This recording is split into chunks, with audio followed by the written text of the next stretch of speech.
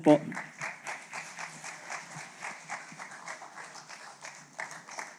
Magandang gabi po sa bawat isa. Good evening po. Dumating na po yung panahon na tag-ulan. At pag umuulan, marami po ang nilalamig, tinatamad na pumunta sa bahay-sambahan upang sambahin ang ating Panginoon. Subalit, kahit na maulan, nagpumilit pa rin po kayo makarating sa bahay-sambahan ng ating Panginoon. Kaya nga po, perfect kayo. Perfect po kayo. At dahil po, month of June na ngayon, nakalahati na po natin ang 2026 at ang mga mensahe ng ating Panginoon ay lagi pong sariwa. Paganda ng paganda ang mga mensahe po na ating naririnig o ipinagkakaloob ng ating Panginoong Jesus. Kaya nga po, sa buong buwan ng Hunyo, ating pong pag-aaralan yung lagi po nating naririnig dito sa likuran ng pulpitong ito. The importance of prayer. Amen po ba? Sa inyo po, gaano ho ba ka-importante ang pananalangin, ang pagdadasal, ang prayer? Last week po, isa sa mga natalakay po natin ay yung pong kwento ng isang widow, yung parable of the persistent widow. Kung paano po itong widow na ito, nagtiyaga po siya, nagtiis siya, naging makulit po siya, na humingi siya ng justice dito sa masamang judge, yung hukom. At sa kakakulit niya po, kahit na masama itong hukom na ito, ang sabi niya dahil siyempre sa kakakulit, may kulit siya po. Nakulitan po siya. Kaya ipinagkaloob niya yung hinihingi nitong widow na ito. At dito po sa Luke chapter 18 verse 8, mababasa po natin dito, merong itinanong ang ating Panginoong Jesus. Ang sabi po diyan, will He find faith when He returns? May matatagpuan ba siyang pananampalataya? Sa mundong ito? Ang ibig sabihin, meron ba siyang makikita, nananalangin. Dahil po ang pananalangin ay ito po ay isang katunayan na ikaw ay nananampalataya sa Diyos. Ito po yung ating pag-aaralan ngayon. Kaya ito yung tinanong ng ating Panginoon. Sino pong naniniwala sa prayer? Alam po ninyo na tayong lahat ay bunga ng prayer, ng panalangin. Meron po na tao, hindi natin kilala o kilala man po ninyo, nagtiyaga po siya na manalangin para po sa ating kaya nandito po tayo. Ganyan po ka-powerful ang prayer. Kaya ang ating pong pag-aaralan ngayon sa gabing ito, yung prayers builds intimacy with God. Naitanong ko po sa inyo kung gaano ka-importante o naniniwala kayo sa panalangin. Ang panalangin po, ito po yung isa sa weapon ng isang mananampalataya para po siya ay magkaroon ng intimate relationship po sa ating Panginoon para makilala po natin ang boses ng ating Panginoon.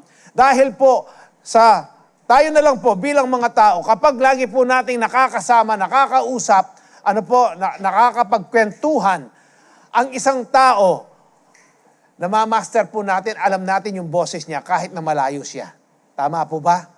Boses pa lang, si brother Ed yan.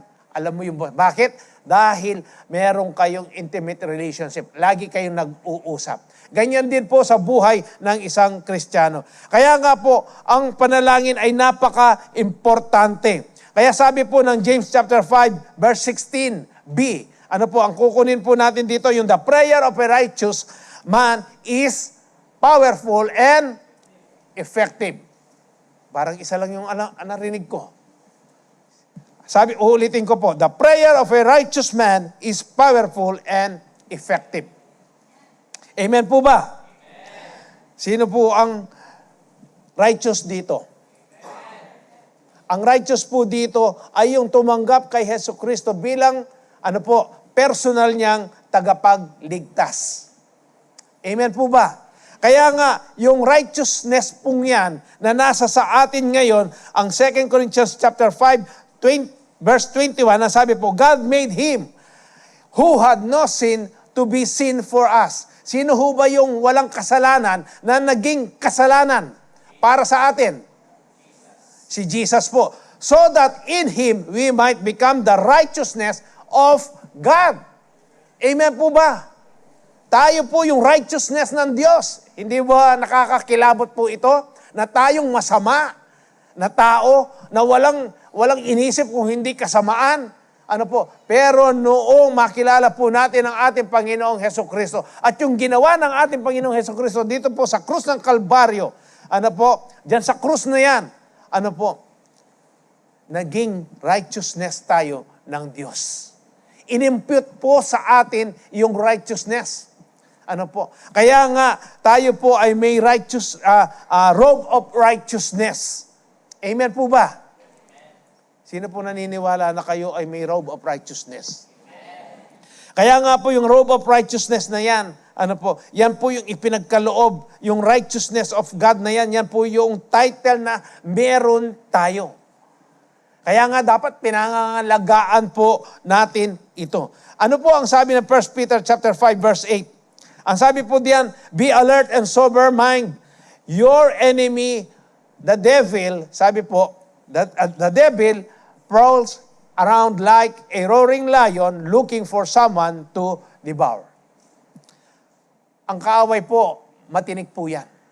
Alam niya po kung sino yung mga Kristiyanong hindi prayerful.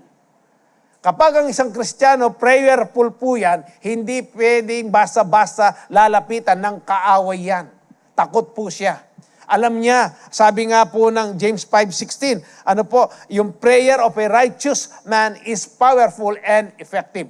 Kapag sinabi ng isang prayerful na Kristiyano, get behind me, Satan, ano po, tatakbo na po yan, aalis po yan. Dahil powerful po ang prayer nitong righteous na Kristiyanong ito. Amen po ba? Tandaan po natin to. Kaya nga, he is like a roaring lion. Sabi niya po, seeking to devour. Ano po? Talagang maghahanap po yan kung sino yung kanyang madadakma. Kung sino po yung kanyang matutokso. Kaya kapag ang isang Kristiyano, hindi po madadalanginin yan. Madali po siyang natutokso. Ano po? At madali rin po siyang nagtatampo. Yung espiritu ng tampo nasa sa kanya.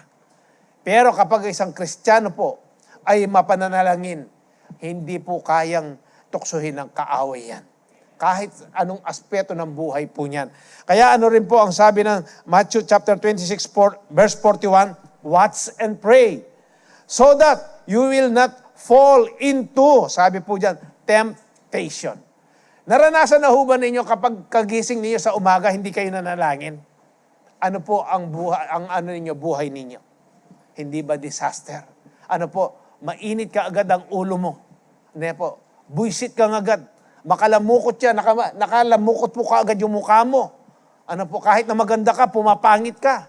Kung pangit ka, lalo ka pang pumapangit. Ano po, kapag nakalimutan mo o hindi mo inuna ang Diyos sa buhay mo, ano po, marami pong pagkakamali, sigurado, ang magagawa po natin. Kaya nga, ano ang sabi niya? Watch and pray so that you will not fall into temptation. The spirit is willing, but the flesh is weak. Paano po dapat lumakas? Itong flesh na ito. Dapat po magbabad po tayo sa panalangin. Amen po. Yan po yung basic. Sabi ko nga po, basic, pero primary ginagamit na weapon ng kaaway para tayo ay bumagsak. Nakuha po ninyo? Basic lang. Sasabihin ng kaaway, basic lang yan. Huwag ka na munang manalangin ngayon. Mamaya na lang. Pagkatapos ng mamaya, wala na, nakalimutan mo na. Ano po? Ano ang mangyayari sa iyo? Nararamdaman mo sa iyong sarili. Ano po? Na talagang hindi ka kompleto. There is something na lacking, na merong wala. Merong kang hinahanap sa iyong sarili. Ano po? Kapag ikaw ay nasanay ng manalangin, ano po? Sigurado kapag na-miss mo lang yung isang, araw, yung katawan mo, uneasy po yan, hindi mapalagay. Dahil hinahanap mo yan. Kaya nga po dito sa Luke chapter 18 verse 1, Ano ang sabi po ng ating Panginoon? And He told them a parable to the effect that they ought always to pray and not lose heart. Kung ating pong pag-aaralan, bakit ang mga disipulo, hindi po nila sinabi, Lord, pwede bang bigyan mo kami, turuan mo kami kung paano lumakad sa tubig? Lord, pwede bang turuan mo kami kung paano magpalayas ng mga demonyo? Bakit po dito ang sinabi ng turuan mo kami kung paano manalangin? Kasi napaka-importante po ng panalangin. Ito po yung lagi natin nakakaligtaan o nilalagay sa isang tabi. Pagkailangan lang natin, doon lang natin ginagawa yan. Kaya nga po dito, sabi, they ought always to pray and not lose heart. Yung lose heart po dito, yung maniwala ka lang. Kasi kung minsan po, ang tagal na natin pinapanalangin ng isang bagay, pero parang nararamdaman natin, Lord, naririnig ho ba ninyo yung aking kahilingan? Lord, may sagot ho ba?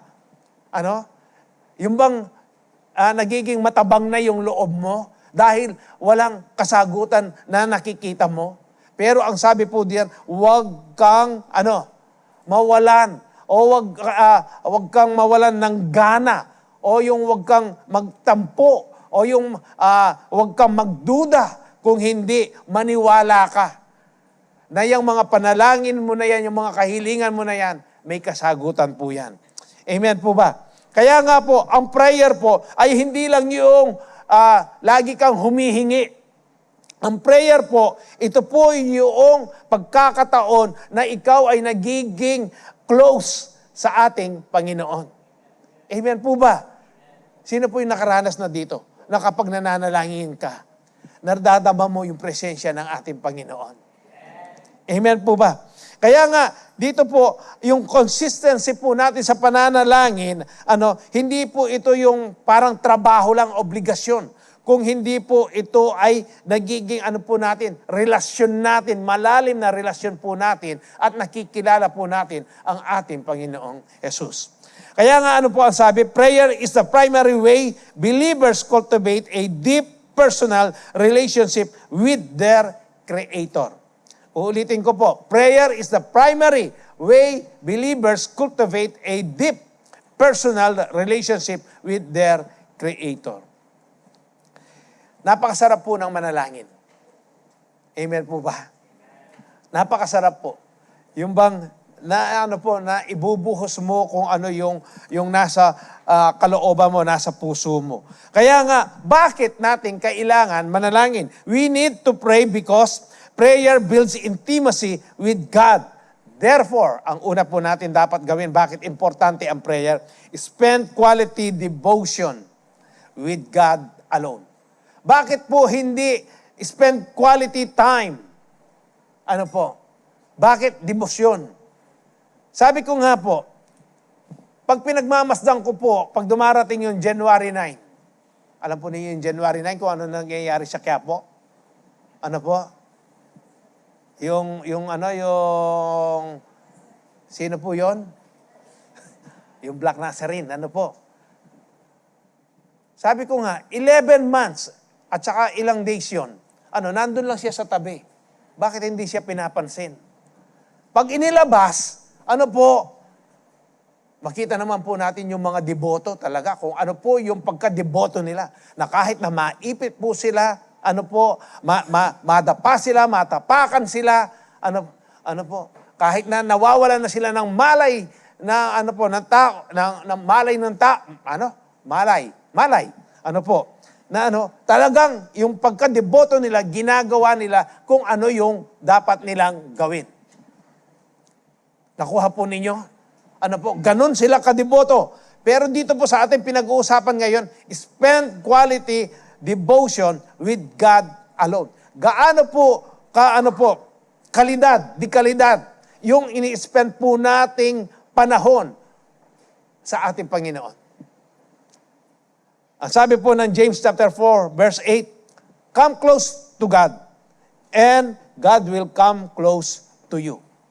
Come close to God, and God will come close to you.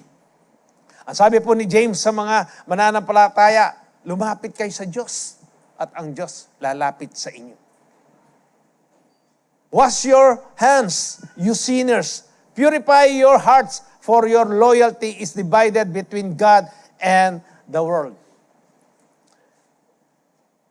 Kapag tayo po ay nakakagawa ng kasalanan, nang hindi nakakalugod sa ating Panginoon, ano po?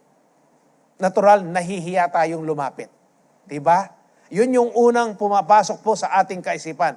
Nahihiya po tayong lumapit sa Diyos. Ano po? Pero ano ba yung sinasabi po ng 1 John 1:9? Ano po ba yung sabi ng 1 John 1:9? Sabi po diyan, if we confess our sins, kapag tayo po ay nakakagawa ng kasalanan, dapat lang po na marunong tayo kaagad na magpakumbaba, humingi ng tawad. Sabi diyan, if we confess, ano po, kasama si John dito, no, sabihin niya po ito ng if we confess, we, hindi niya sinabing you. Ano po, He is faithful and just and will forgive us our sins and purify us from all unrighteousness.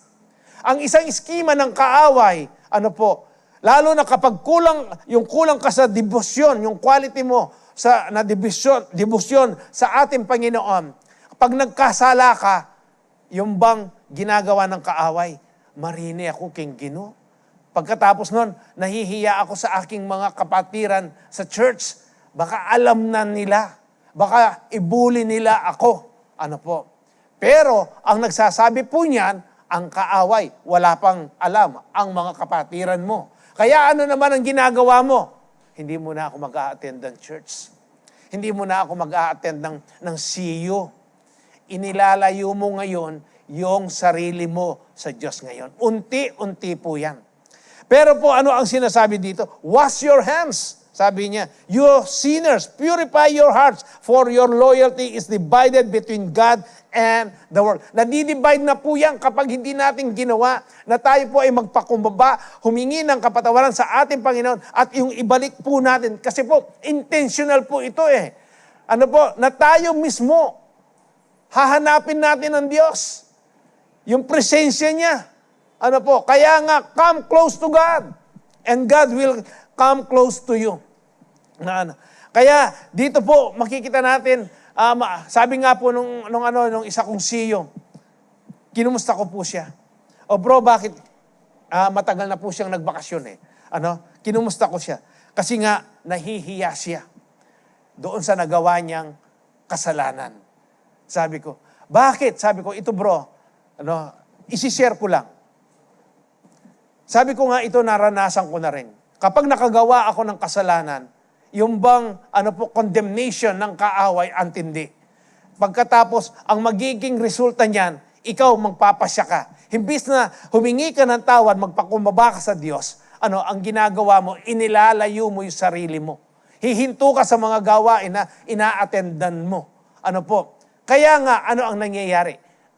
Dahil weak ang flesh, at kulang ka doon sa debosyon mo sa ating Panginoon, ano nangyayari? Tumatabang ngayon yung iyong pananampalataya, yung sarili mo, yung faith mo, humihina na po. Bakit, sabi ko, bakit? Nakakagawa tayo ng kasalanan. Alam na natin na kasalanan, mali. Pero ginawa pa rin natin. Oo, given na yan. Sige, nagkasala ka na. Pero ano ang hinihintay ng Diyos sa iyo? Ano ang hinihintay ng Diyos sa iyo? Magpakumbaba ka. Manalangin ka. Humingi ka ng kapatawaran. Ang sabi nga sa 1 John 1:9, ano po yan? Just siya. Patatawarin niya. Lilinisin niya tayo sa ating mga kasalanan. Sa lahat ng mga unrighteousness po natin. Hindi po sinabi ng Diyos na bahala ka na sa iyong buhay. Alam mo naman yung tama. Alam mo yung mali, ginawa mo pa. Dapat yung tama ang ginawa mo. Hindi po ganyan ang ating Panginoon. Amen po ba? Romans 8:1, alam po niyo yun. Therefore, there is no condemnation for those who are in Christ Jesus. Ang nagko-condemn lang po, tandaan ninyo, ang demonyo. Kaya nga po sabi ko, kapatid, kapag nakagawa tayo ng kasalanan, magpakumbaba tayo, ilapit natin uli yung sarili natin sa ating Panginoon. Huwag po yung si Satanas ang pinakikinggan natin sa sutsut niya, kung hindi yung conviction ng Holy Spirit na lumapit ka muli sa ating Panginoon. Kaya po napaka-importante po yung mag-spend po tayo ng quality devotion, with God alone. Kaya nga sa Luke chapter 10 verse 38 hanggang 42 po, now it happened as they went that he entered a certain village. Ito po ay kwento ng ating Panginoong Jesus at yung mga best friend niya po. Sila Mary, Martha, at saka si Lazarus. Ang itutuloy ko po? And a certain woman named Martha welcomed him into her house. Si Martha po, yung kapatid ni Mary, ni Lazaro po. Dahil dumating po ang ating Panginoong Jesus, winelcome niya po ito. And she had a sister called Mary, who also sat at Jesus' feet and heard his word. Dumating po si Jesus, si Martha, winelcome niya, in-entertain niya. Ito naman kapatid niya, si Mary, ang ginawa niya, sumalubong nga. Noong umupo na po ang ating Panginoong Jesus, nakiupo rin po siya. Kung babasahin po niyan, may kasama siya doon na nakaupo. Kaya umupo rin po si Mary. Tuloy po natin yung kwento. Sa verse 40, sabi po dyan, Martha was distracted with much serving and she approached him and said, Lord, do you not care that my sister has left me to serve alone? Therefore, tell her to help me. And Jesus answered and said to her, Martha, Martha, you are worried and troubled about many things, but one thing is needed, and Mary has chosen that good part which will not be taken from her. Si Martha po, naging busy siya. Ang gusto niya siguro dito, mapasaya niya si Jesus dahil bisita siya. Anong ginawa niya? Nagluto po siya. Pagkatapos mapansin niya, yung kapatid niyang si Mary, nakaupo doon. Sa tabi ni Jesus. Nakikinig po siya.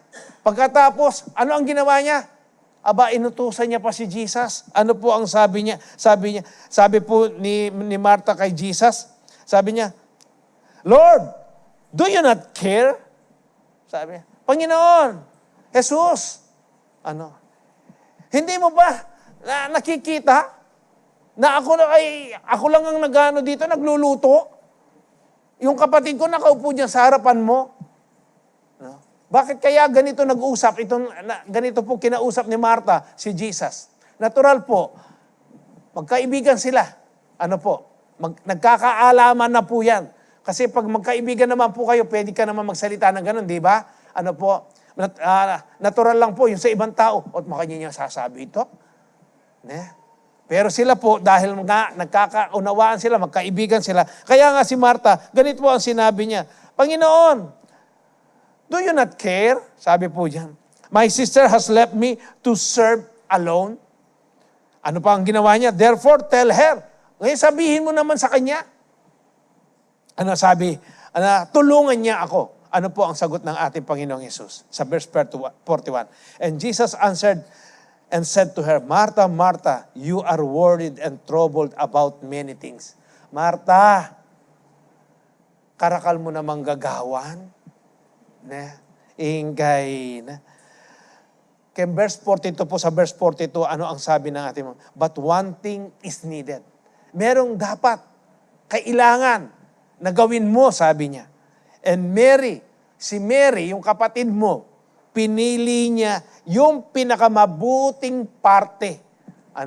Yung mahalaga, sabi po dyan, which will not be taken away from her. Ano yun?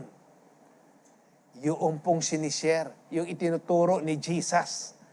Nakikinig po doon si Maria. Dahil yung pagkain po, pag kinain mo yan, nabusog ka, ano po yan? Ilalabas mo na. Pero yung salita ng Diyos, na pinapakinggan po ni Maria, yun yung pinili niya.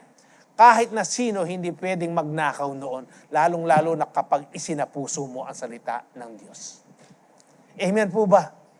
Kaya dito makikita po natin, paano natin ini-spend na may quality devotion? Na tayo lamang sa ating Panginoon. Paano natin itinuturing ito?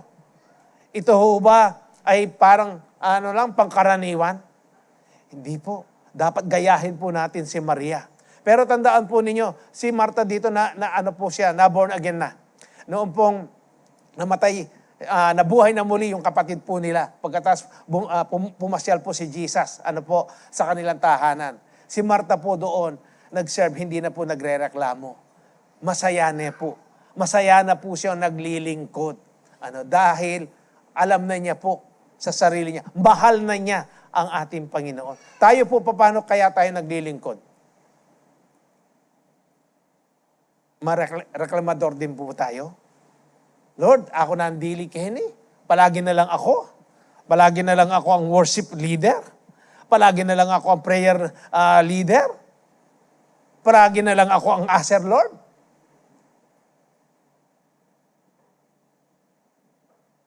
Lahat po ng ating napapakinggan dito, dapat po, habang nakaupo kayo dyan, dapat po, inilalagay po natin sa puso po natin. Amen po yan. Yan po ay mga katuruan na dapat po natin bigyan ng importansya. Kaya po dito makikita po natin, kapag tayo po ay naglilingkod, naglilingkod, dapat ipagkaloob po natin kung anong meron tayo. Paano ba tayo maglingkod? Ako po noon, nung hindi ko pa po masyadong nauunawaan yung basta po ako, dahil po nag-serve po ako dito, sa sound booth, naging electrician po ako dito, naging technician din po. Kahit na po yan. Para ma-satisfy ko, ko yung sarili ko na ako ay naglilingkod sa ating Panginoon. Pero pag dumarating po yung panahon na nakikita ko na ako na lang mag-isa, o kaya kami dalawa na lang po nitong kasama ko, si Brother Arnel, tinitingnan ko yung mga kasama ko. Kinukumpira ko na nag-uumpisa na ako nagko-compare po sa aking sarili sa kanila. Denny, talagang gagawan. Ingkay na. Pero dumating po yung puntong naunawaan ko kung paano yung magsilbi sa ating Panginoon. Totoo po ito, kapag wala po tayong quality na devotion sa ating Panginoon, yung mga ginagawa po natin na yan, parang pakitang tao lamang. Pero kapag meron kang malalim na relasyon sa ating Panginoon, lahat ng ginagawa mo, dahil mahal mo ang Diyos, ginagawa mo na may pag-ibig yan sa Kanya. Kahit na walang pumansin sa iyo. Ang Diyos po ang magpapahala dyan. Kaya po ang sabi ng Psalms chapter 46 verse 10, "Be still and know that I am God." Maging payapa ka. Sige, kahit na ikaw na lang mag-isa dyan, maging payapa ka. Alam mo naman, yung Diyos mo, laging nakatingin naman sa iyo. Ano po ang sabi dyan? "I will be exalted among the nations. I will be exalted in the earth." Sabi po dito. Kaya nga, man po yung mga nangyayari sa buhay po natin, kung may malalim kang debosyon, quality, kahit na po ano nangyayari sa ating kapaligiran, magiging payapa ka pa rin. Alam mo kasi, buhay yung Diyos mo. Amen po. Ano po ang sabi dito? Prayer builds intimacy. Busyness builds distance. Choose Mary's seat. Don't just work for Jesus. Walk with Jesus. That starts in prayer. Napakasarap po kasi yung kapag may ginagawa ka, inuuna mo lagi ang Diyos. Kahit na maliit po yan o malaking bagay. Lord, makanano kaya pong gawan ini.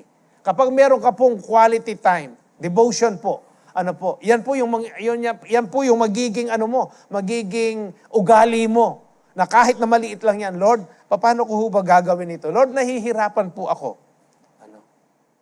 Kasi natuto ka na makiusap sa Diyos. Kaya nga po, dyan makikita po natin yung sarili natin na kapag tayo po ay malalim yung ating ugnayan sa ating Panginoon, napakasarap po ng buhay Kristiyano. Amen po. Kahit maproblema po yan. Kasi hindi naman sinabi ni Lord na kapag na-born again ka, wala ka ng problema. Matitindi nga yung mga problema po. Kaya dito po, dapat meron po tayong malalim, quality, na debosyon sa ating Panginoon. Amen po ba? Kaya mag-umpisa ngayon yan, talagang bibigyan po natin ng kalidad, yung ating debosyon sa ating Panginoon. Amen. Kaya nga, alone Ano po? Ikaw at ang Diyos lamang. Dahil kapag ikaw lamang, kapag nandoon ka sa secret, o doon, kung ano po yung lugar na yan, sa tahanan mo, sa bahay po ninyo, kung saan mo kinakausap ang ating Panginoon, ang sarap po na nakikiusap sa ating Panginoon na nag-iisa. Lalo na yung tahimik. Kaya nga po tayong lahat sigurado, may devotion tayo yung madaling araw eh. Ano po, yung 4 o'clock, 5 o'clock, dahil tahimik pa noon, natutulog pa yung mga kasamahan po natin. Kaya dito nananamnam po natin yung panalangin, yung pakikipag-usap natin sa ating Panginoon. Pangalawa po, na itinuturo sa atin, bakit importante ang panalangin po. We need to pray because prayer builds intimacy with God. Therefore, align your heart's condition with God's will. Align. Ano po? Dapat naka-align po yung condition ng puso po natin sa, ano po yan? Sa mga salita po ng Diyos. Alam po ninyo, ang hirap magtaas ng kamay, lalo na kapag nagwo-worship, kapag hindi po naka-align yung puso mo, yung spirito mo sa ating Panginoon. Di ba? Ang bigat po niyan. Pero kapag naka-align po yan, napakadaling magtaas. Hindi mo namamalayan, lumuluha ka na pala. Iba yung umiiyak sa lumuluha. Ano po? Naranasan na ho ba ninyo, yung lumuluha hindi mo mapigilan, yung umiiyak napipigilan mo pa eh. Ako po naranasan ko yan kapag ang presensya ng ating Panginoon, yung damang-dama ko po, talagang yung luha ko, hindi ko po mapigilan. Yung naitatanong mo sa sarili mo, na makanyan pala ingagaga. Ganyan pala yung lumuluha, yung tumutulo lang yung luha mo. Dahil damang-dama mo yung presensya ng ating Panginoon. Align your heart's condition with God's will. Paano po natin ma-align yung kapag ina-align po natin yung ating puso sa kagustuhan po ng ating Panginoon, ito po ay nagre-resulta ng transformation. May nagbabago po sa atin. Amen po ba? Kapag ina-align po natin yung sarili po natin, yung buhay po natin sa mga salita, sa mga katuruan ng ating Panginoong Hesus, hindi pwedeng hindi mo pwedeng mapansin sa iyong sarili na may nagbabago pala. Doon sa araw-araw mong pamumuhay. Bakit? Dahil, ibinababad mo yung sarili mo sa salita ng Diyos. Ina-align mo. Paano mo i-align yung condition ng puso mo kung hindi mo binabasa ang salita ng Diyos? Paano mo malalaman ang katotohanan? Halimbawa po, ang sabi ng salita ng ating Panginoon, love your enemies. Kung hindi mo babasahin ang salita ng Diyos, hindi mo maunawaan ng malaliman yung love your enemies. Kaya nga, nandyan po yung salita ng Diyos. Para, ibabad natin yung sarili natin. At habang tayo po ay nagbababad, tayo po ay nag-aaral ng salita ng Diyos, na ngayon nakikita natin yung buhay natin, may pagbabago. Nagbabago po yan. Yung pananalita natin, nagbabago, nagiging maayos, nagbibigay ng encouragement. Dati, puro mura ang lumalabas. Dati mainit ang ulo mo, ngayon, nawawala yung init ng ulo mo. Bakit? May malalim ka kasing debosyon. Quality yung debosyon mo ngayon, naka-align pa yung puso mo doon sa kagustuhan o yung sa salita ng Diyos. Kaya nga po, nagbabago ka ngayon. Kaya nga, lagi po ninyo naririnig, may nakakapansin, magbuhat nung naging born again ka, iba ang pagkatao mo ngayon. Nakaka-bless ka, brother, sister. Dahil nga merong pagbabago. Naka-align ka kasi. Naka-align yung puso mo. At yung yung personal, yung focus mo sa iyong personal, sa iyong pagkatao, hindi na yan sentro. Kung hindi, nagtitiwala ka na sa Diyos. Doon sa kanyang pamamaraan. Yan po yung naka-align ka. Kung po yung gusto ng ating Panginoon. Kaya po ang sabi sa Matthew chapter 6 verse 9 to 10, this then is how you should pray. Sabi po, Ito po yung Lord's Prayer. Ano po? Ano to? Our Father in heaven, hallowed be your name. Your kingdom come, your will be done on earth as it is in heaven. Ano ho ba ang nasa langit? Kapayapaan. Ano po? Love na ano yan. Yan ang gusto po ng Diyos na makita sa atin. Yung naka-align po yung sarili natin.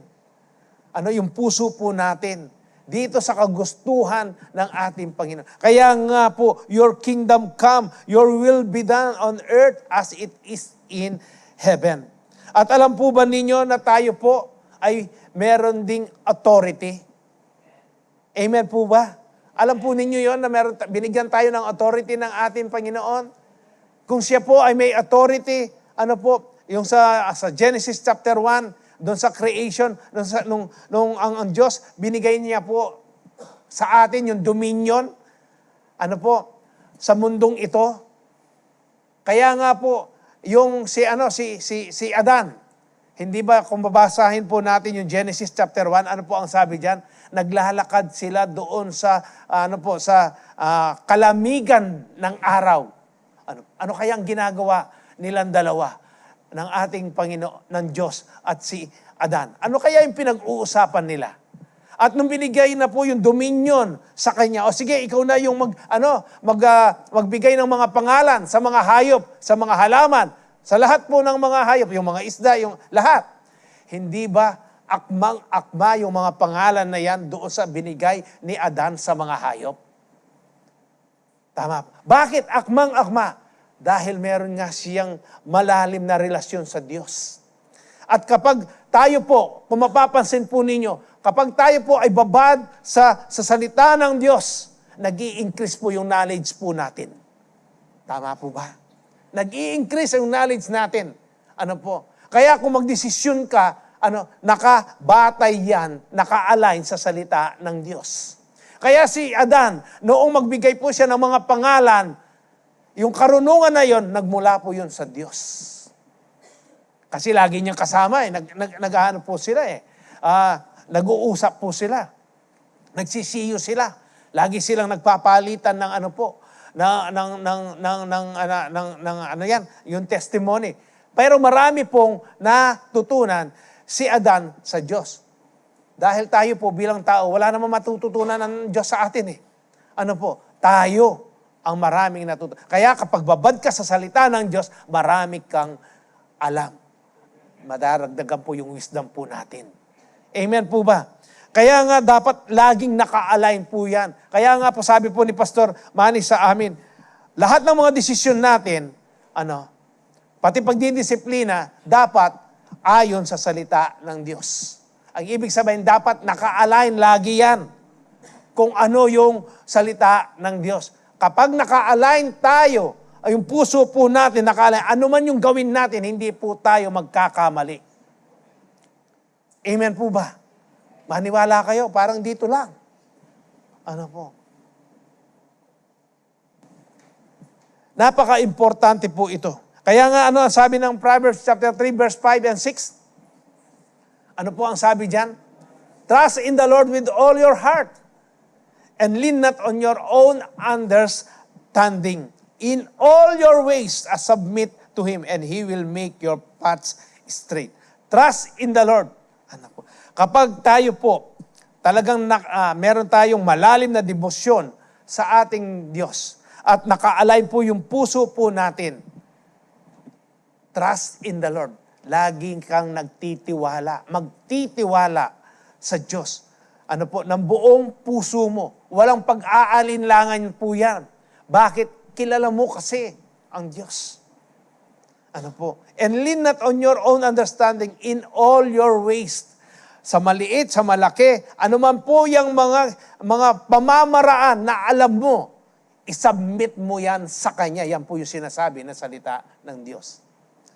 Ano man yung plano mo, yung mga estudyante, ano ba yung plano mo? Ang plano mo, makapagtapos ka ng iyong pag-aaral, ng iyong kurso. Ngayon, marami pong mga pamamaraan yan. Marami kang pagdadaanan dyan. Ang sabi ng salita ng Diyos, in all your ways, submit to Him. Pag sinabing submit, magpailalim ka, magpasakop ka. Kung ano ang salita ng Diyos, yun ang gagawin mo. Dapat i-align mo yung puso mo, yung kaisipan mo doon sa salita ng Diyos. Kaya ano sabi niya? And He will make your paths straight. Gagawin niya na maging matuwid yung daraanan mo na yan. Amen po ba? Naunawaan ho ba natin? Gets po ba natin? Ano pa po ang dito? Kaya pag sinasubmit mo, yung prayer po, ito po yung pamamaraan kung paano po yung ating kaisipan, ay pinapailalim po natin, sa will ng ating Panginoong Yesus. Hindi na po tayo yung nasusunod, yung pong kagustuhan ng ating Panginoon. Yun po yung dinidesire po natin. Yun po yung gusto natin mangyari sa buhay po natin. Ano po ang sabi ng Romans chapter 12 verse 2? Don't copy, sabi po diyan, the behavior and customs of this world. But let God transform you into a new person by changing the way you think. Then you will learn to know God's will for you, which is good and pleasing and perfect. Don't copy. Sabi, wag po nating kopyahin. Wag nating gayahin kung ano man po yung takbo ng mundong ito. Ano ang sabi niyan? But let God transform you into a new person. Hayaan po natin na tayo po ay baguhin. Sino po yung magbabago sa atin? Ang Diyos. Dahil tayo po mismo hindi natin pwedeng baguhin yung ating sarili. Ilang beses na ho ba ninyong tinangka na baguhin ninyo ang sarili ninyo? Nagtagumpay po ba kayo? Nagtagumpay ho ba tayo? Hindi. Hanggang sulat lang. New Year's resolution lang yan. Hindi ba?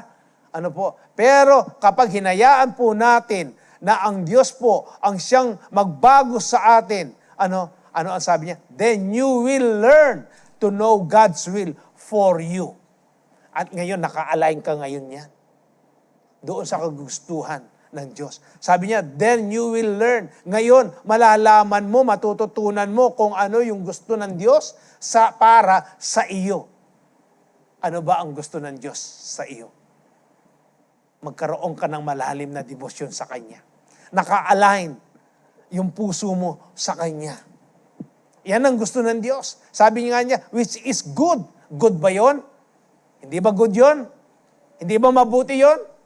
Yung malalim yung debosyon mo sa ating Panginoon na nakikilala mo siya, pagkatapos naka-align yung mga plano mo sa ating Panginoon, nakasubmit ka sa Kanya, hindi ba good yun? Pleasing and perfect? Sino ho ba yung sumunod na dito sa ating Panginoon pagkatapos dismayado siya? Meron ho ba dito na sumunod sa ating Panginoon, dismayado ka? O natuwa ka? Nagpasalamat ka sa Diyos? Dahil naka-align ka doon sa mga tinuturo po ng ating Diyos sa Kanyang banal na salita. Kaya, napakasarap po na maunawaan natin sa ating sarili, itong mga pamamaraan na ito na binibigay po sa atin o nagbibigay po ng sa atin, ng kaliwanagan sa ating kaisipan. Madalas po kasi, kung pumupunta tayo sa bahay-sambahan, nakikinig nga tayo sa mga salita o sa mga aral na ipapahayag po dito sa likuran ng pulpitong ito. Pero, nandito ba yan sa puso po ba natin? Importante ho ba? Kaya nga po dapat nakikinig tayo at inilalagay po natin yan dito sa puso po natin. Ako po na-experience ko po ito. Kapag talagang meron kang malalim, meron kang quality na debosyon sa ating Panginoon. Yung mga salita niya, yung mga itinuturo, yung mga naririnig po nating mga mensahe dito sa pulpitong ito, pag nagre-rema po yan, nagbibigay ng kalakasan sa iyo. At nakikita mo ngayon sa iyong sarili na talagang lumalakad ka ayon doon sa kagustuhan ng ating Panginoon. Kaya po dito maano po natin, nararanasan po natin kung gaano rin po tayo nagiging matagumpay sa mga lahat ng uri ng mga problema, mga pagsubok po. Kapag naka-align ka sa ating Panginoon, ano man po yung mga problema na yan, ano man yung mga ano po yan, mga pagsubok na yan, mapapagtagumpayan mo yan. Amen po. Yan ano po ang sabi dito sa ating pinag-aaralan? Stop copying the world, start sitting with the world. Hintuin na po natin yung panggagaya natin sa mundo. Ang gawin po natin, umupo po tayo, pag-aralan natin ang word, ang salita po ng ating Panginoon. Para po magkaroon ng pagbabago sa atin. Amen. At lahat ng mga ginagawa, mga desisyon po natin, ano man yung plano mo sa iyong buhay, naka-align yan sa salita po ng ating Panginoon.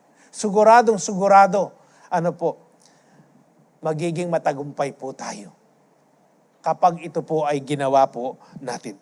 Stop copying the world, start sitting with the word. Transformation follows. Yung pagbabago po, susunod yan. Prayer doesn't change God's plan. Ang prayer po, hindi po pwedeng baguhin yung plano ng Diyos. It changes your heart to match it.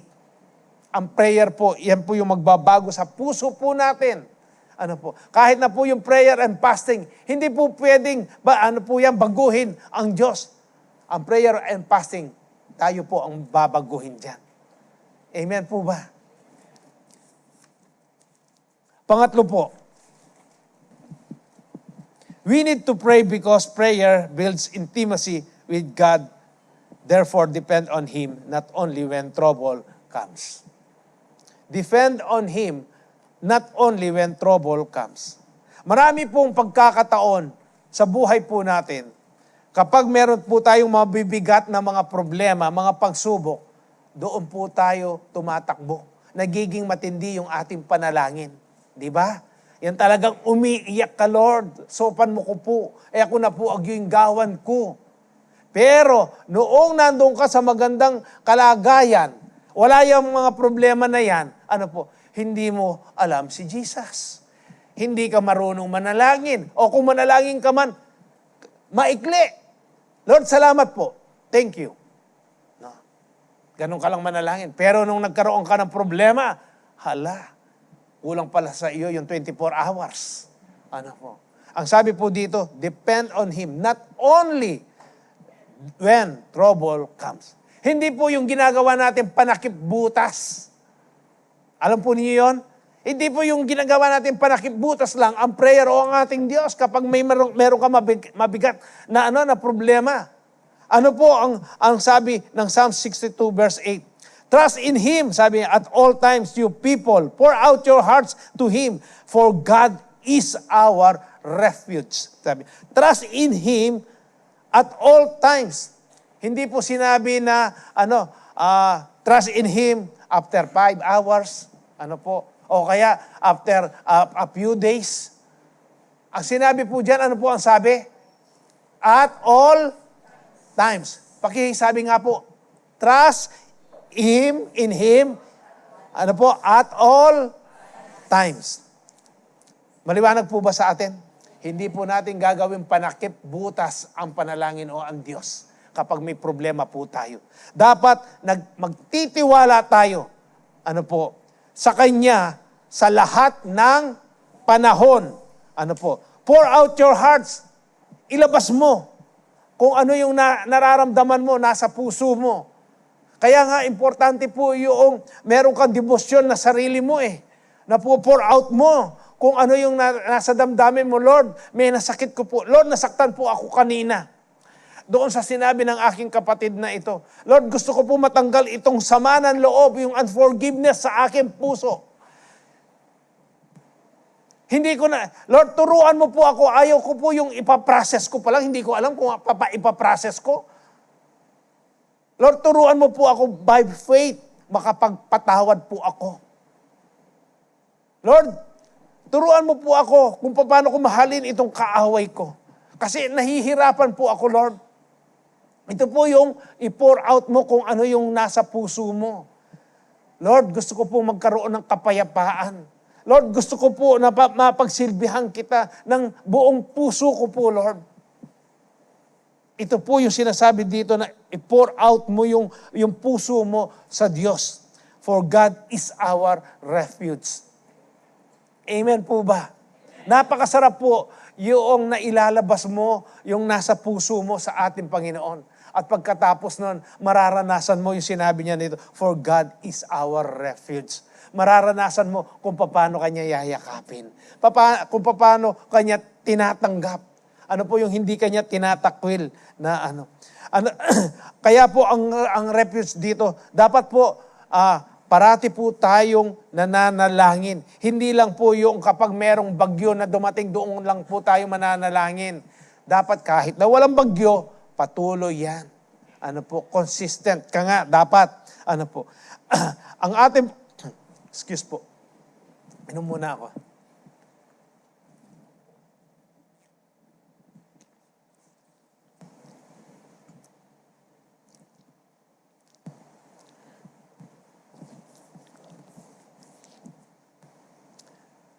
Ang Diyos po, siya po yung kanlungan natin. Diba? Kapag kasama po natin siya, feel po tayo na safe. Naranasan na po niya yan. Talagang safe na safe ka. Ano po? Kaya nga, dapat po, hindi po kasi yung uulitin ko po, hindi siya panakip butas po. Dapat matutunan po natin kung ano yung sinasabi ng ano po, ng salita ng Diyos dito sa Psalms 91 verse 1 and 2. Ano po ang sabi? He who dwells in the secret place of the Most High shall abide under the shadow of the Almighty. Ano po? He who dwells in the secret place. Ano po yung secret place na yan? Yan po yung private devotion po natin sa ating Panginoon. Secret place po yan. Of the Most High shall abide under the shadow of the Almighty. I will say, sabi po dyan, of the Lord, sasabihin ko sa Diyos. Ano po? Sasabihin ko sa Diyos. Ano yung sasabihin? He is my refuge. Siya yung kanlungan ko. And my fortress. Siya yung muog ko. Sabi po, my God, in Him I will trust. Bakit mo dapat sabihin? Bakit dapat lumabas sa bibig mo? Ano? Dapat po natin iparinig sa ating kaaway. Ano po? Na ang Diyos ko, siya yung aking kanlungan. Ang Diyos ko, siya yung aking muog. Sa Kanya lang ako magtitiwala at wala nang iba. Dapat po iparinig natin yan sa ating kaaway. Dahil, dati, siya yung BFF mo. Pero ngayon, wala na siya sa buhay mo. Dahil wala na siyang ginawang mabuti sa iyo. Ngayon, dito po, kanino tayo tatakbo? Kanino tayo, ano po to? Yung kanlungan po natin, yung muog natin, walang iba kung hindi ang ating Panginoong Yesus. Dapat po lumabas sa bibig po natin yan, ipirinig po natin. Hindi ba sabi ng Proverbs chapter 18 verse 21, death and life are sabi po dyan, in the power of the tongue. Ano po? Dapat iparinig po natin yan sa ating kaaway na siya, hindi na natin siya gusto. Kaaway na po natin siya. Amen po ba? Ano pa yung Numbers chapter 14 verse 28, sabi po dyan, I will do to you the very thing I heard you say. Sabi po ng ating Panginoon. Kung ano po yung ating binibigkas, kung ano yung sinasabi po natin, naririnig po ng Diyos yan.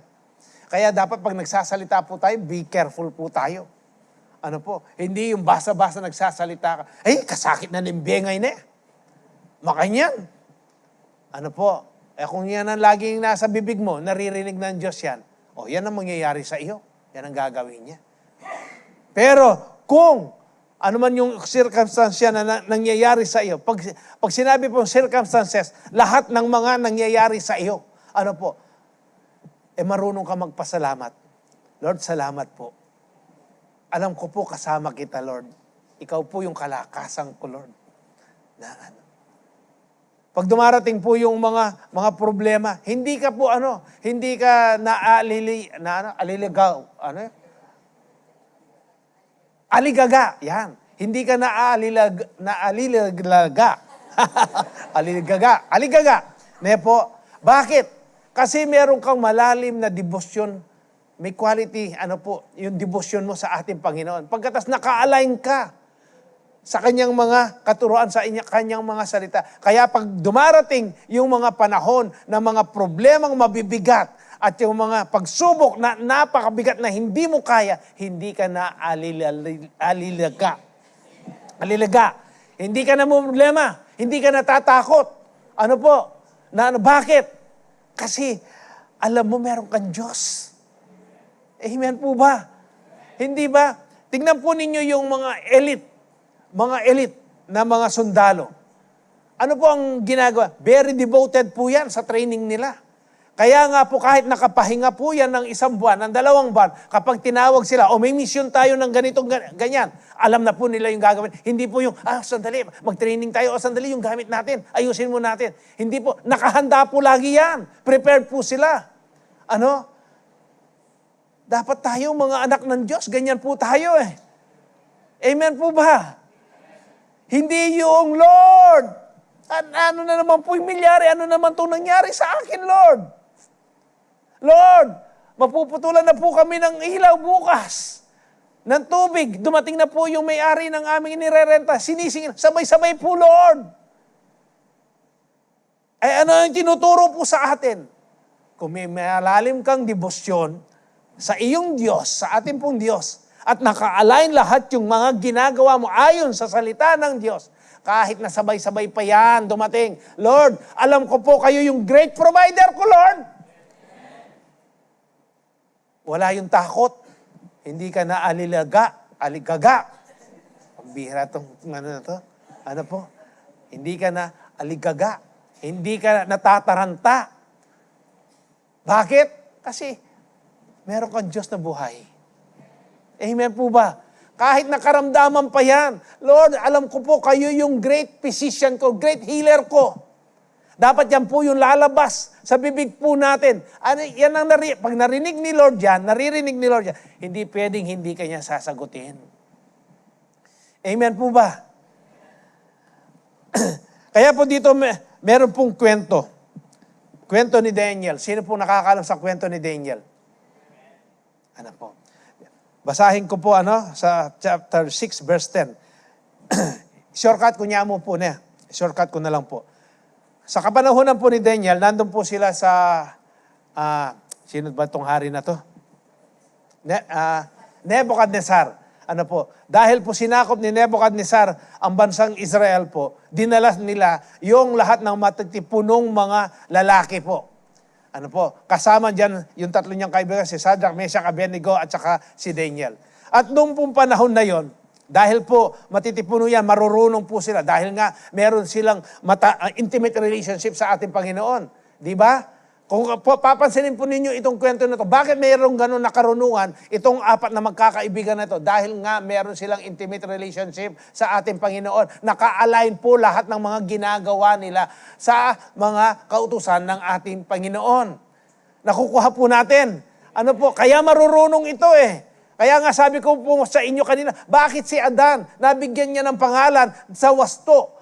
Yung wasto mga pangalan dito sa mga hayop na yan? Kasi nga, lagi silang magkasama ni Lord noong nasa Garden of Eden po sila. Kaya nga yung karunungan na yun, nanggaling sa Diyos. Hindi po sarili ni Adan yun. Galing po sa Diyos yan. Kaya nga sabi ko kayo sa inyo kanina, kung lagi po tayo nagbabasa ng salita ng Diyos, hindi pwedeng, hindi mararagdagan yung karunungan natin. Mararagdagan po yan. Kaya po ang dyan nangyari? Yung pong si Nebuchadnezzar na ito, nagtalaga po siya ng 120 satraps. At 3 administrator. Doon sa 3 administrator, isa po dito si Daniel. At ngayon po, ang nangyari dyan, nagtrabaho na po sila. Ngayon, nainggit itong mga kasamahan niya, mga administrator, satraps, at saka lahat po ng mga government official, nainggit po sila kay Daniel. Wala po silang makitang kamalian dahil yung integrity ni Daniel, intact po siya. Dahil nga may takot siya sa Diyos.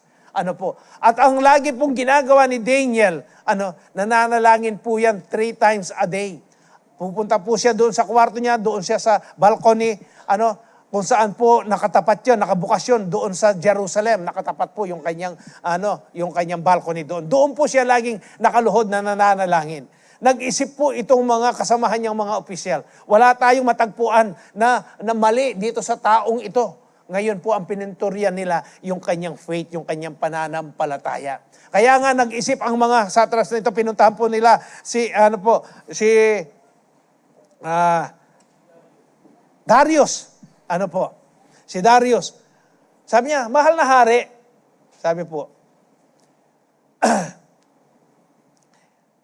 ginawa po nilang Diyos si Darius. Pwede po kayong maglabas ng kautusan na for 30 days sa isang buwan. Wala pong ibang sasambahin ng mga tao kung hindi maliban lang po sa inyo. Ginawa naman ni Darius yun. Hindi siya nag-isip. Sabi nga ni Pastor Manny, yan mag-isip. Kung nanalangin yung marami, yung 100 na mga tauhan niya, paano niya kaya sasagutin lahat yung 100 na yon? Hindi naman siya Diyos. Pero nekaburing meging Diyos. Po. Pagkatapos po, pinirmahan niya yan, naging po yan, yung batas po, talagang ipinatupad. Ngayon, binantayan po nila si Daniel. Kaya nga po, sa maikling kwento po, ano ang ginawa nila? Nakita nila, nananalangin si Daniel. Kahit na po nalaman ni Daniel po, yung kautusan na yon, hindi po nagbago yung kanyang ginagawa noon paman. Wala pa yung law, yung batas na yon. Yun na yung ginagawa niya, nananalangin siya 3 times a day. Hindi po, nung malaman niya, hindi siya natakot, gawin ko na lang minsan, o kaya magtatago na lang ako, dito na lang. Hindi po. Patuloy niyang ginawa yan, nanalangin siya. Very bold po siya, talagang pinakita niya po. Kapag naka-align ka kasi sa ating Panginoon, matapang ka. Alam mo yung katotohanan, tatayuan mo yan, sigurado po yan. Kaya si Daniel po, hindi siya natakot. Kaya nakita siya, sinumbong siya ngayon kay Darius. Mahal na hari, hindi ba gumawa ka ng kautusan na walang sa loob ng 30 araw, walang sasambay ng mga tao maliban lang sa iyo? Bakit? Siguro sabi po ni Darius, bakit? Ngayon kasi po, yung isa ninyong administrator, si Daniel po, ayun po siguro kinunan nila nag-selfie pa sila. Para kasama tayo, alam na ni King Darius na totoo yung sinasabi natin. Sinumbong po nila. Ngayon, hindi na po mapapakli, hindi na po mababali. Yung kasabihan na ang utos ng hari, hindi na pwedeng baliin po yan. May lungkot si Darius. Ano pong ginawa niya? Natural, tutuparin niya po yung ginawa niya. Yung utos na ginawa niya. Pinahuli niya po si Daniel, pagkatapos po, ang kaparusahan dyan, itinapon doon sa kulungan ng mga leyon. Doon po, nung tinapon po si Daniel doon sa kulungan ng leyon, ano po ang nangyari doon? Dahil natural, semento po yun doon. Ang ginawa niyang kama at saka unan, yung mga leyon. Bakit? Bakit po? Ang sabi po dito sa kwento, now when Daniel learned that the decree had been published, he went home to his upstairs room where the windows opened toward Jerusalem. 3 times a day he got down on his knees and prayed, giving thanks to his God just as he had done before. Dahil hindi po siya nagbago, hindi siya natakot. Kung ano yung ginagawa niya nung una, na wala pa yung batas na yon, yung pa rin ang ginawa niya, kahit na gumawa ng batas, na panibagong batas si Darius. Ginawa niya pa rin. Kaya nga po may katanungan, kung darating ang Diyos sa next month, ano ang gagawin po ninyo? Ano ang isasagot ninyo?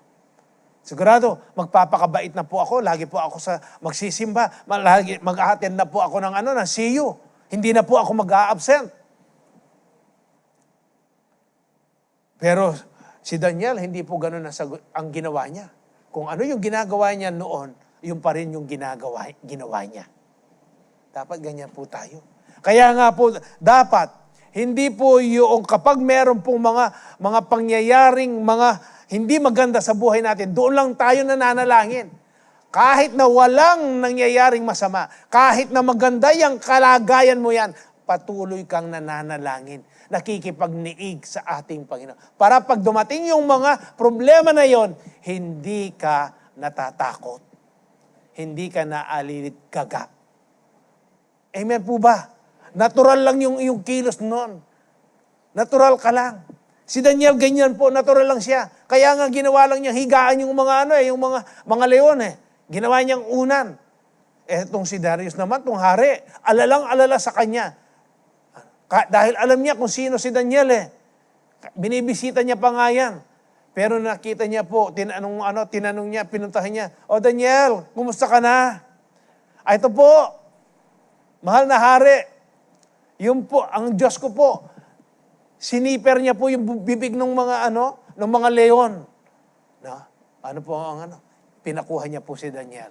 Pagkatapos, lahat ng gumawa ng kasinungalingan, yung binudul-budol si Haring Darius po, anong ginawa? Kinuha po lahat yung kanyang mga pamilya. Kinuha po yung mga pamilya nila. Pagkatapos, sila yung inihagis po doon sa kulungan ng leon. Ang sabi po sa kwento kung babasahin ninyo, nasa ere pa lang sila. Yung mga leon po, sunggaban na sila. Pinaglalapa na po silang lahat. Yun po yung kaparusahan. Basahin po ninyo yung Daniel. Kaya nga, ang sinabi ni Darius po. Talagang, gumawa po siya ng batas na walang ibang Diyos na sasambahin. Doon sa nasasakupan po niya, maliban lang sa Diyos ni Daniel. Siguro tayo po nag-iisip, no? Pastor, si Daniel po yun. Bakit yung Diyos ba ni Daniel noon at saka yung Diyos natin ngayon, magkaiba ho ba? Hindi ba, He is the same yesterday, today, and forever? Amen po ba? Kung magagawa po ng Diyos yon sa buhay po ni Daniel, sa atin ho ba ngayong kapanahunan natin, hindi ba pwedeng gawin muli ng ang Diyos yun? Nasa sa atin po yan. Lagi ko po yung nababanggit ko pong quote, yung life is not a series of chances, it is a series of choices. Choice po natin. Ang kaganda po ng mga mensahe po natin. Lagi po nakaakma sa kapanahunan po natin. At ngayon po, nakikita natin, ano ang nangyayari sa kapaligiran po natin. Nakaakma na naman po itong message pong ito, yung pananalangin. Kung paano ka-importante ang panalangin sa buhay po nating mga mananampalataya. Kaya hindi po nyo, napapansin ho ba ninyo na ang kaaway yan ang gusto niya sirain sa atin? Kapag mag-umpisa na tayong manalangin po, ano ang ginagawa ng kaaway? Ang daming distraction po. Mga hindrances, mga impurities, mga iniquities na pinapasok sa ating kaisipan para hindi tayo makapokus. Para hindi natin maibigay po yung quality devotion po natin sa ating para yung ating kaisipan hindi maka-align sa kagustuhan ng ating Panginoon. Kaya pag ganun ang nangyayari ang sitwasyon, ano po yung sitwasyon natin? Kapag meron lang konting alingas-ngas, tayo? Nangangamba po tayo kaagad. Na ano kayang gawan ko? Pero tularan po natin si Daniel.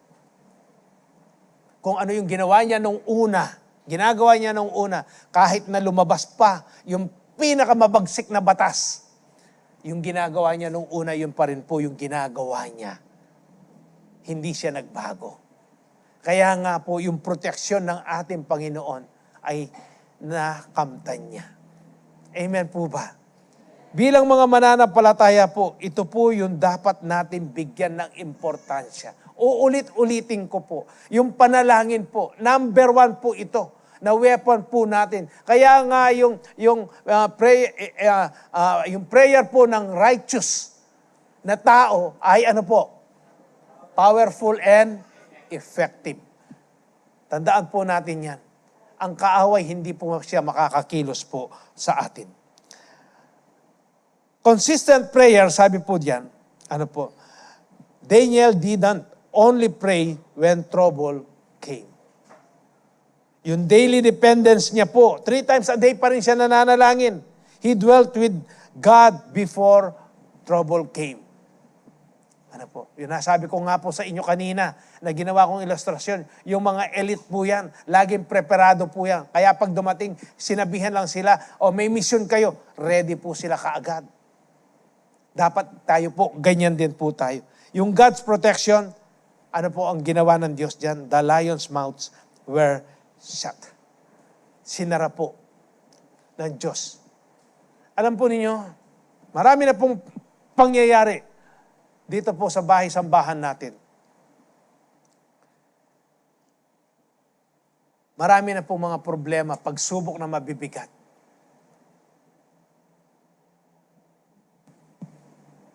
Bakit po tayo nagtatagumpay? Ako po ito nakita ko.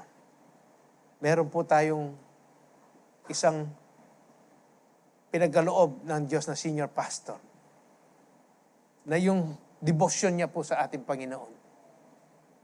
Napakalalim.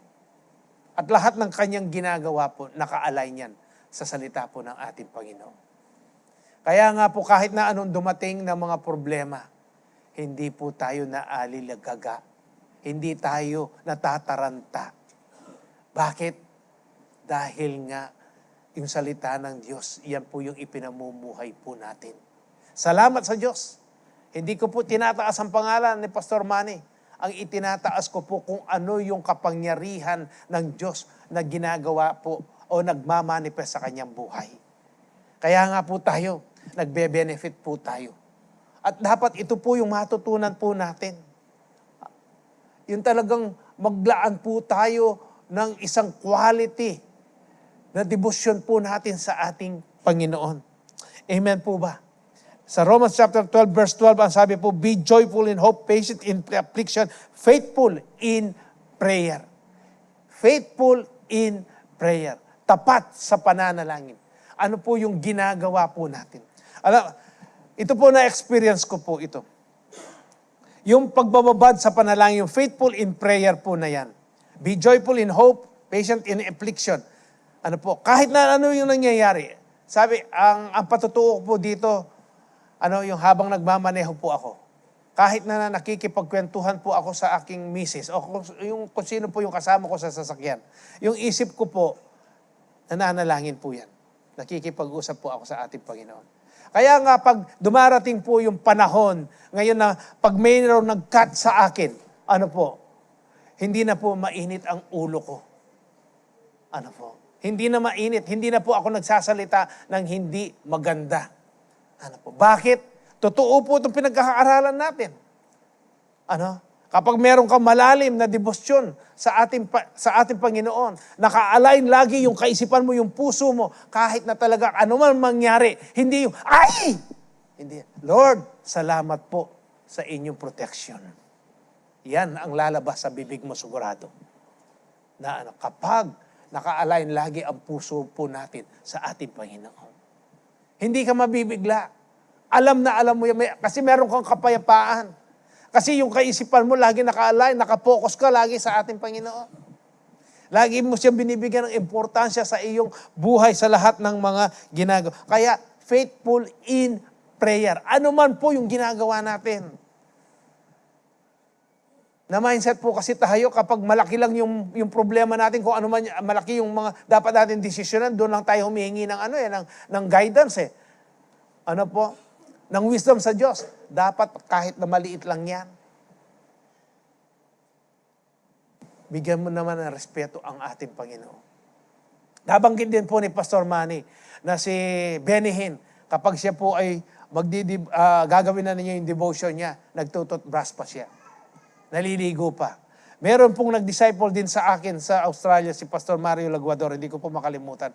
Ang sabi niya po sa akin, kapag magdi-devotion na ako, yung respeto ko sa ating Panginoon, sabi niya, pagkagising ko, magtututbrush ako, maliligo ako, magsusuklay ako ng maayos, magsusuot ako ng maayos. Nagtrabaho po kasi sa Saudi.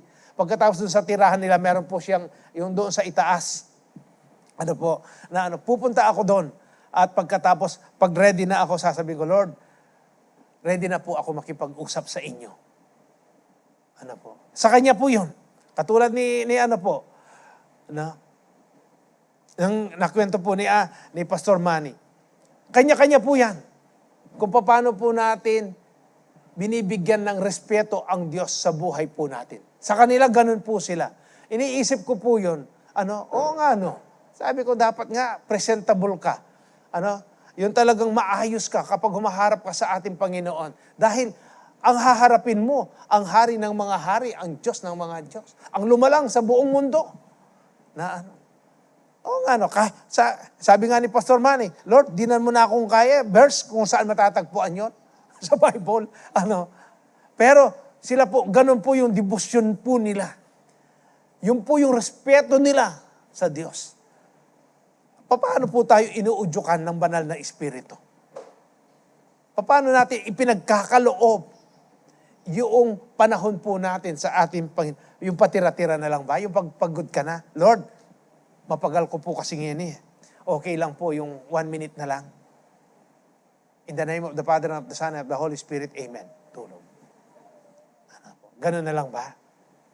Yun ba yung quality? Yan ba yung naka-align ka sa Word? Ganyan ka ba dumepende sa ating Panginoon? Kaya nga po dito, sabi? Be joyful in hope, patient in affliction, faithful in prayer. Depend on God before trouble depends on you. Amen po. Last verse po. Mag-review na po tayo. Ang sabi po dito, prayer builds intimacy with God. Una po, spend quality devotion with God alone. Solitude with God. Yan po yung niya. Spend quality devotion with Him alone. Yung pangalawa po, surrender to God. Ito po yung align your heart's condition with His will. Stay with God. Depend on Him, not only when troubles comes. Amen po ba? Sino po nakaunawa sa ating mensahe ngayon? Amen. Na napaka-importante po ng panalangin. At sa oras pong ito, tayo pong lahat, even po kami mga pastor, meron po kami talagang struggle. Nag-struggle din po tayo. Pero ito pong panahon na ito po yung pinapaalalahanan po tayong lahat na magkaroon po tayo ng ng quality. Quality na para po sa ating Panginoon. You spend quality devotion with Him alone. I-surrender po natin. I-align po natin. Ano yung mga plano po natin sa buhay po natin? Katulad po ngayon, panahon na naman po ng enrollment, pasukan. Natural po, yung mga tuition po ng ating mga anak. Iniisip po natin yan. Dapat po, isurrender natin yan sa Diyos. Katulad na nasabi ko kanina, Lord, kayo po yung great provider ko. I-align po natin, yung puso po natin. I-align natin yung condition po ng puso natin sa will ng ating Panginoon. At yung huli, stay with God. Ano man po yung circumstansya na nangyayari po sa kapaligiran po natin, manatili po tayo sa Diyos. Depend on Him, not only when trouble comes. Amen po. Sige po, purihin po natin ang ating Panginoon.